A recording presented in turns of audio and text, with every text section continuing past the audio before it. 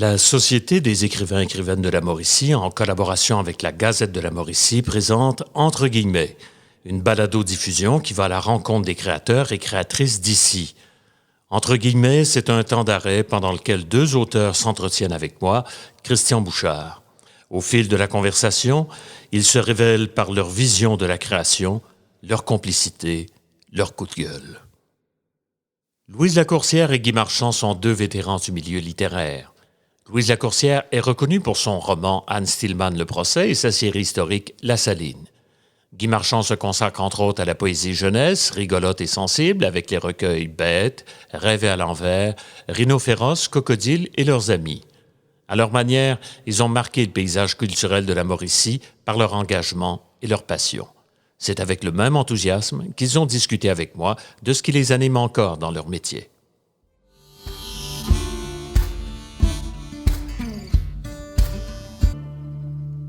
Écoutez, vous écrivez depuis quand même un certain temps, les deux. Vous avez une grande expérience en littérature.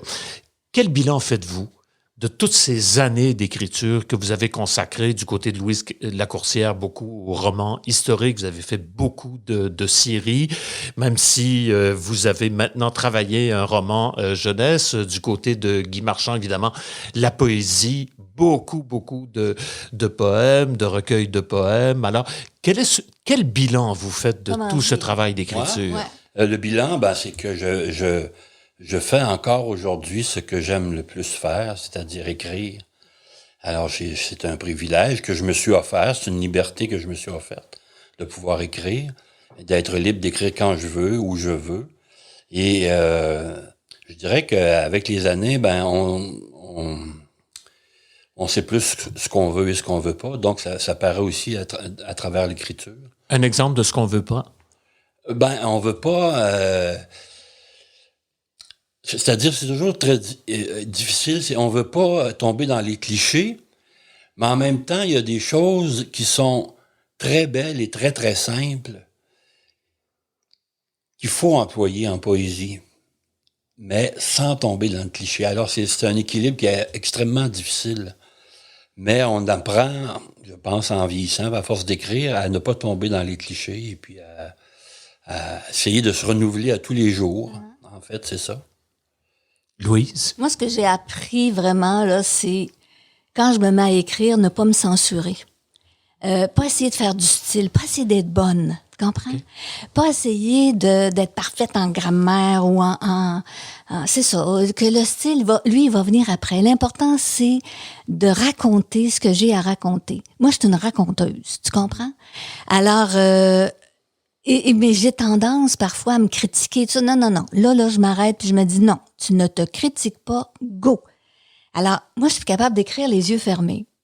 Alors, là, je peux rentrer dans ma bulle et je peux écrire ce que je vois dans ma tête, surtout ce que je ressens. Alors, j'ai appris, là, à me faire confiance, à me débarrasser de mon syndrome de l'imposteur parce que j'avais pas de formation, moi, en littérature.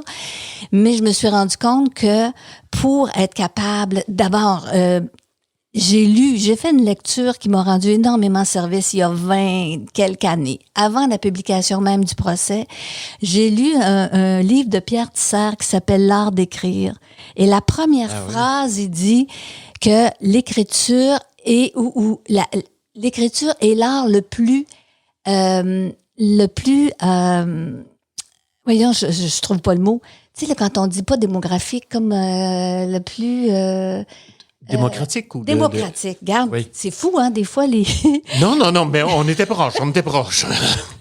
L'art le plus démocratique, en ce sens que c'est une technique, et une technique, ça s'acquiert. Alors, il s'agit d'aller trouver des moyens pour acquérir cette technique-là. Et moi, je me suis dit, je suis travaillante. Je suis travaillante, j'ai une facilité à apprendre, j'ai le goût d'écrire, mais je me lance puis je vais réussir.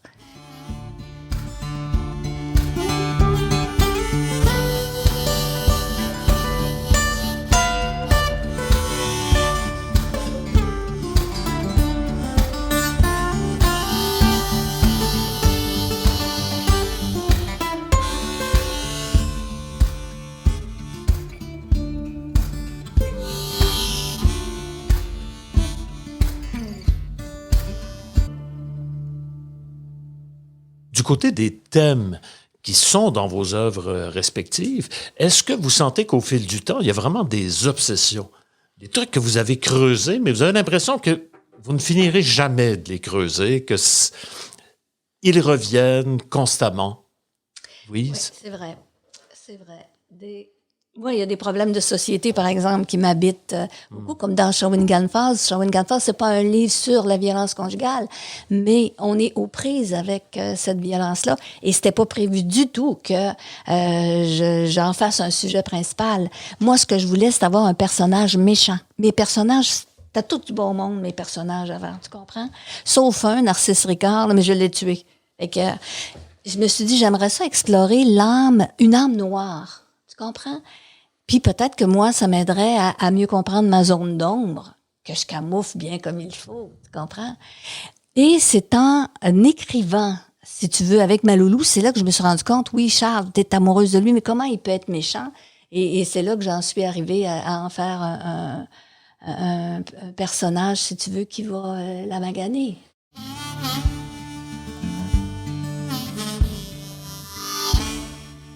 Louise Lacourcière, Shawinigan Falls. Loulou avait grandi si vite.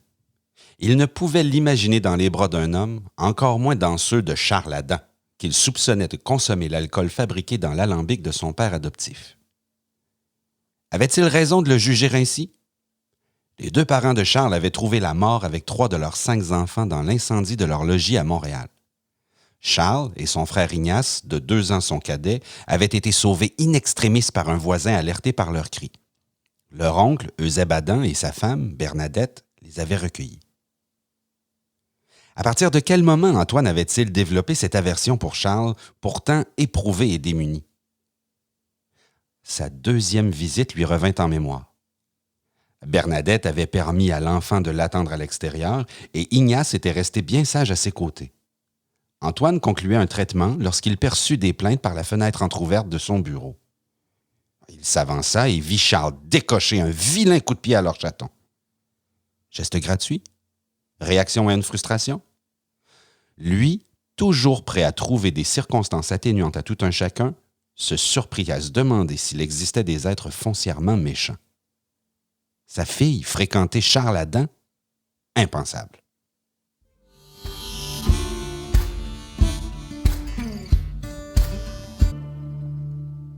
Et du côté des obsessions, est-ce qu'il y a des obsessions? Parce que je sais à quel point on sait dans la poésie de Guy Marchand, il y a une place particulière qui est accordée aux animaux. Oui. Les animaux sont souvent présents. Est-ce une réminiscence de La Fontaine? Qu'est-ce qui fait que les animaux sont à ce point présents? Parce qu'on voit, c'est un peu comme s'il s'agissait de médiums pour faire passer quelque chose? Oui, oui. Je me suis aperçu de ça par la suite, après avoir écrit les poèmes. Des fois, c'est un peu comme La Fontaine. Hein. Dans le fond, il parle des hommes, mais à travers les animaux. Donc, c'est plus facile et plus agréable de faire ça en passant par les animaux. Mais il y a aussi mon amour des animaux comme tel. Ma mère était une grande fan des documentaires sur les animaux et je l'ai été moi-même, je le suis encore. Chaque semaine, je regarde des documentaires sur les animaux, savoir comment ils vivent, où ils vivent, comment ils survivent. Ça me passionne tout le temps. Et d'ailleurs, je m'appelle Guy à cause d'une émission sur les animaux. C'était Guy Provost qui avait une émission qui s'appelait La vie qui bat. Oui. C'était une émission sur les animaux. Et c'est à cause de lui que je m'appelle Guy. Probablement que ma mère le trouvait à son goût. Et c'est à cause de lui que je m'appelle Guy. Et donc, les animaux, au départ, étaient là dans ma vie. Et pourtant, j'ai pas d'animaux chez moi, mais j'aime quand même beaucoup, beaucoup les animaux. Et ça me permet donc de m'exprimer, puis ça me permet d'exprimer un humour aussi qui a toujours été présent chez moi. Et puis, les animaux ils peuvent être très, très drôles, donc je me sers aussi des animaux pour passer de l'humour. Avec de l'humour, en tout cas dans ce qui concerne les poèmes pour enfants, c'est plus facile peut-être de leur faire accéder à la poésie en passant par l'humour, entre autres. Et puis en passant par les animaux, parce qu'on sait qu'à peu près tous les enfants adorent les animaux aussi. Donc, voilà. Est-ce qu'il y a des zones d'ombre que vous n'avez pas encore explorées comme poète, puis vous dites, quand même là, avec toute l'expérience que j'ai, il serait peut-être temps que j'y aille? Je dirais que non. Je me censure pas. Je croirais que non. Je pense pas. J'explore beaucoup la mort, la solitude, la révolte. Je parle pas souvent d'amour dans mes poèmes. C'est vrai que comme la plupart des poèmes, on parle plus souvent des choses sombres que des choses lumineuses, mais ça, c'est pas moi qui l'ai inventé. Hein. On a tendance à écrire quand on a le spleen, comme disait Baudelaire, hein, le mélancolia, comme le premier titre de roman de Sartre, hein, la nausée qui devait s'appeler Mélancolia. Donc on est tous habités par ça. Alors c'est les thèmes sur lesquels je travaille le plus, je pense. La solidarité, l'amitié, la beauté. La beauté, c'est très important d'en parler, la beauté. Oui. Le poète sert à ça, je pense, à révéler la beauté dans les petites choses. Hein. C'est un cliché ce que je dis, mais c'est ça quand même. C'est la beauté. Le poète prend le temps de voir les choses que les gens dans la vie normale peut-être ne verraient pas. Et lui, il se paie le luxe de prendre ce temps-là. Alors, ça sert peut-être un peu à ça, la poésie.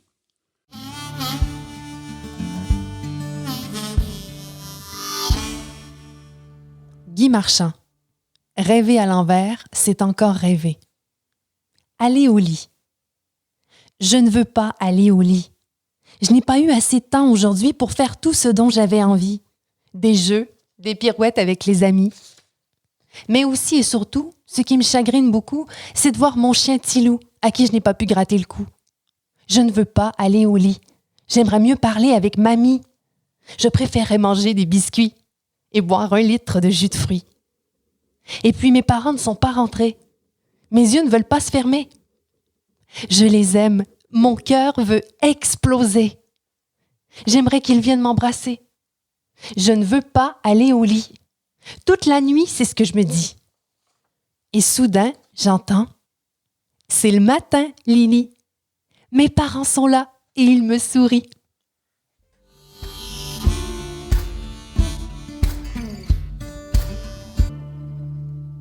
Moi, je fais partie de la génération là où on a eu des moyens aussi. On n'était pas riches chez nous, mais j'ai pu avoir des prêts et bourses pour aller à l'université. Tu comprends? Alors, se scolariser d'abord et avant tout pour être capable d'avoir une autonomie financière. Ça, c'est la clé pour que les femmes puissent s'en sortir. Tu comprends? Et moi qui étais enseignante toute ma première partie de vie, j'ai eu la chance d'aider des femmes qui faisaient un retour aux études pour être capables de se retrouver un emploi. Et plus les femmes sont indépendantes économiquement, moins elles sont vulnérables. Ce qui était la thèse de Simone de Beauvoir dans l'indépendance économique pour l'autonomie pleine et entière. C'est que notre corps nous appartienne, puis qu'on soit capable de subvenir à nos besoins. Ouais. Tu comprends? Qui a dit je suis contre les femmes, je suis tout contre? C'est Paul Valéry? Guitry. Oui, Sacha Guitry. Ah oui, ben, ça j'ignorais, mais oui, on peut reconnaître son humour. Ouais, tout contre les femmes. Bon, ben regarde, moi je suis pas contre les hommes, je suis tout contre. Mais il faut comprendre on a mené des combats. On a mené des combats, mais il n'y a rien de gagné. Il n'y a rien de gagné définitivement. Il faut être prudent. Extrêmement prudent. Ce qui d'ailleurs m'a fait sourire dans Shawinigan Falls, c'est qu'à un moment donné, vous parlez de la variole qui s'était répandue au Québec et qu'il y avait un mouvement d'anti-vaccinateurs. On n'a rien inventé. On est là-dedans aujourd'hui avec la COVID, puis on le voit un peu partout dans le monde. C'est quelque chose qui doit vous faire sourire, de voir que ce rapport à l'histoire nous permet de connaître ces cycles, finalement. Ouais, mais l'histoire ne se répète pas, mais il y a quand même des similitudes, puis on peut quand même en tirer des leçons. Tu sais, en 1885, par exemple, lorsqu'il y a eu justement ces émeutes-là par les anti-vaccinateurs, il y a eu de la casse, il y a eu des feux qui ont été allumés, il y a eu... Pensez à ce qui s'est passé dimanche. Tu comprends, dimanche soir. Les manifestations à Montréal. Oui, avec la violence et tout ça, c'est pas d'hier. Comme lorsqu'on consulte les journaux d'époque, des viols, des meurtres, on n'appelait pas ça des féminicides, mais il y en avait énormément à la fin du 19e siècle, au début du 20e siècle. Ces faits d'actualité-là doivent nous faire réfléchir. On doit toujours être aux aguets. Tu comprends? Est-ce que dans le cas de Guy, est-ce qu'on peut dire que la poésie, la beauté est une réponse à cette violence-là du monde? Oui, on peut dire ça. Et j'ai voulu écrire de la poésie pour les enfants. Disons que mon moteur, c'était ça, c'était de montrer aux enfants qu'il y a de la beauté. Parce que je me suis dit, j'ai regardé pousser mes filles, puis là, je regarde pousser mes petites filles, puis bon, ils entendent la radio, ils écoutent la télé. Il y en a plein de violence autour d'eux. J'avais envie de dire aux enfants, oui, la violence, ça existe, mais il y a aussi la beauté. Perdez jamais de vue que la beauté existe. C'est un peu comme une mission, si on peut parler de mission, quand j'ai commencé à écrire de la poésie pour les enfants, de dire, regardez tout ce qui existe, même dans la poésie même, tout ce qu'on peut faire avec un poème. Je leur dis souvent, on part d'un événement triste, votre chien s'est fait frapper, par exemple, et on écrit un beau poème en choisissant les bons mots. Et là, notre poème, on est fier, on a fait quelque chose de beau à partir de quelque chose de triste. C'est un petit peu ça, ma volonté, là, en ce qui concerne la poésie pour les enfants.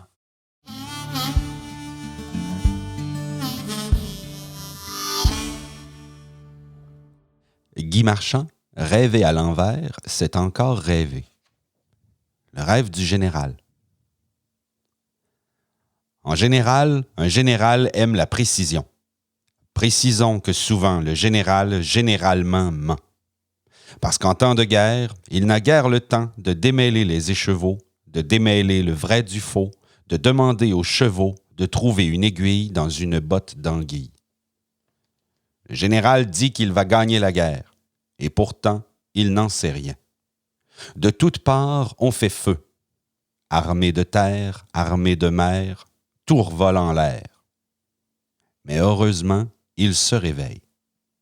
C'est le matin, le cauchemar est fini, et la guerre, depuis longtemps aussi.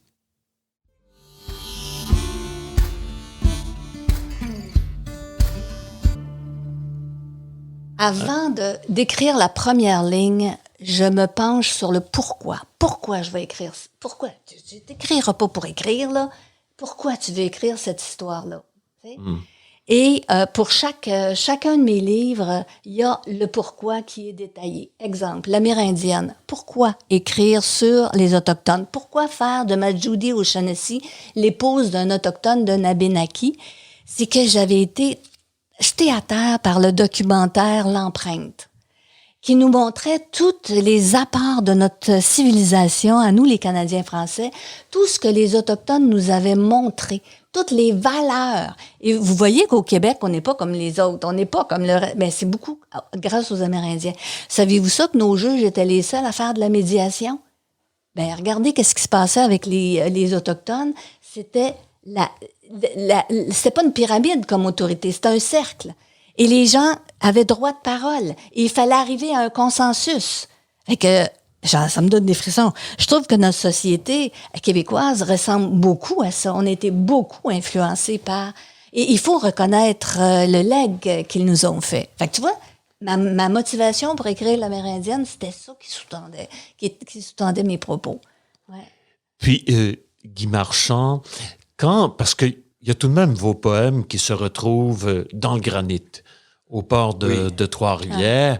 Et moi, je suis frappé. Chaque fois que je vais marcher au port, je vois toujours des gens qui s'arrêtent et qui lisent quelques vers. Et j'imagine quelqu'un de passage à Trois-Rivières, bon, peut-être aujourd'hui avec la COVID, il ne viendra pas de l'étranger, mais quand même, quelqu'un qui vient avant la COVID, disons, là, qui venait d'un peu partout dans le monde et qui tombait sur toute la nuit, j'ai laissé la langue allumée. Ou encore, là où le mot se désintègre, s'appuie le front d'une étoile. Ça, vous les faites rêver. Le passant ne fait pas que passer.